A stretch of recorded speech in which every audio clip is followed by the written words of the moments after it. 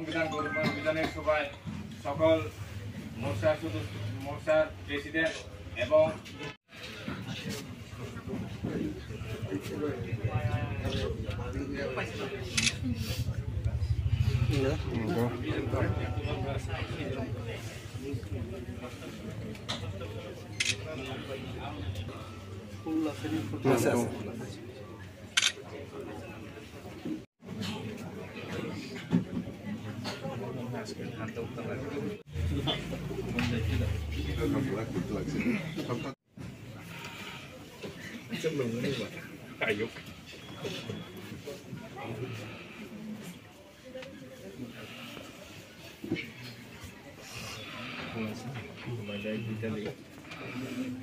আমাদের আলোচনার সভার সভাপতি এই কাঞ্চনপুর মণ্ডলের সভাপতি ছোট ভাই শ্রী বীরেন্দ্র কর মহোদয়, উপস্থিত আমাদের পূর্ব ত্রিপুরা প্রাক্তন সাংসদ, আমাদের সবার অভিভাবক এবং ত্রিপুরা রাজ্যের কোর কমিটি মেম্বার শ্রদ্ধেয় দেবতী ত্রিপুরা মহোদয়, আমি একে একই সবার নাম বলছি না। আজকে সংবিধান নিয়ে আলোচনা। আমরা কেন সংবিধান নিয়ে আলোচনা করতে হয়? কারণ সবাইকে আমরা সংবিধান অবগত থাকার জন্য, আমি সবাইকে বা জানার জন্য আমরা চেষ্টা করতে হবে এবং জানতে হবে।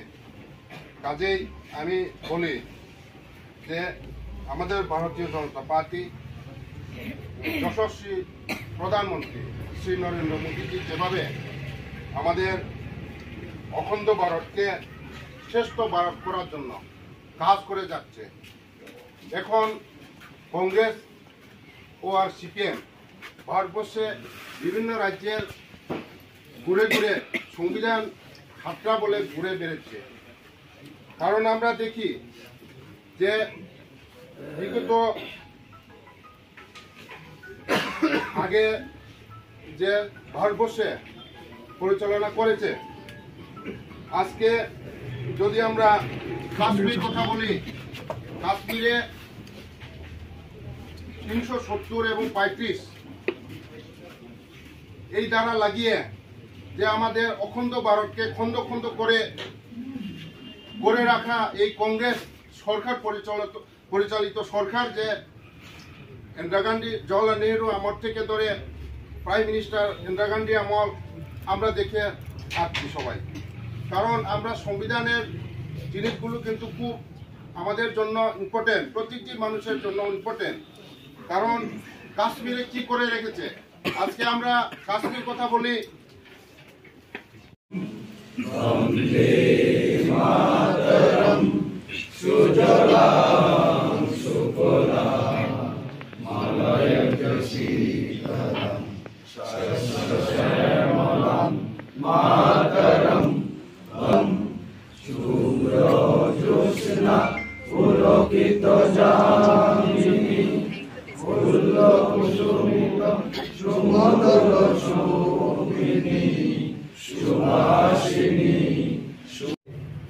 স্যার আপনি অনেকদিন পরে কাঞ্চনপুরে আসেন, স্যার কিসের উপরে ভিত্তি করে আজকে এসেছেন, একটু যদি বিস্তারিত বলেন। ধন্যবাদ। হ্যাঁ, এটা সত্যি যে লোকসভা নির্বাচনের পরে এই প্রথম আমি কাঞ্চনপুরে এলাম।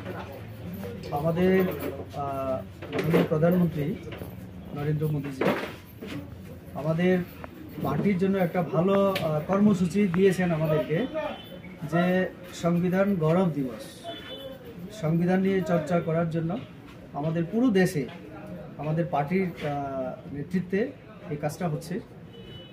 2024 লোকসভা নির্বাচন যখন সামনে, তখন আমাদের বিরোধী দলের ইন্ডিয়া জোটের পক্ষ থেকে একটা অভিযোগ তোলা হয়েছিল যে আমাদের সরকার, আমাদের মোদিজি নেতৃত্বে যে সরকার, সেটা সংবিধান মেনে কাজ করছে না।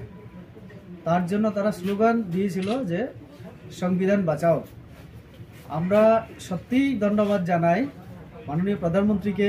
আমি তার সাথে আমি বলবো বিরোধী দলের নেতৃত্বকে, আসলে এখন গ্রামের মানুষ সংবিধান কি সেটাও একটু বুঝতে পারবেন, আমাদের সরকার সংবিধান মেনে কাজ করছে কিনা সেটাও বুঝতে পারবেন।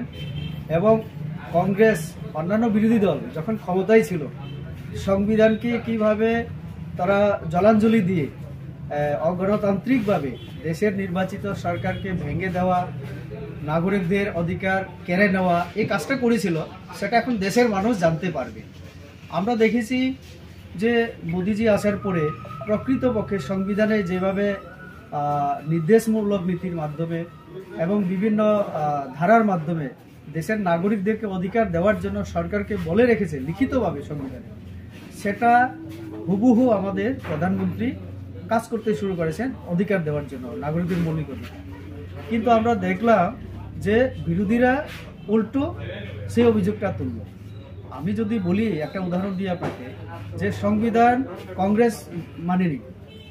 1975 সনে যখন হঠাৎ করে পুরো দেশের মধ্যে জরুরি অবস্থা ঘোষণা করলো, সেই দিন আমরা দেখেছি যে সংবিধানকে তারা মানেনি, গণতন্ত্রকে মানেনি এবং পুরো নাগরিকদের অধিকারকে তারা কেড়ে নিয়েছে।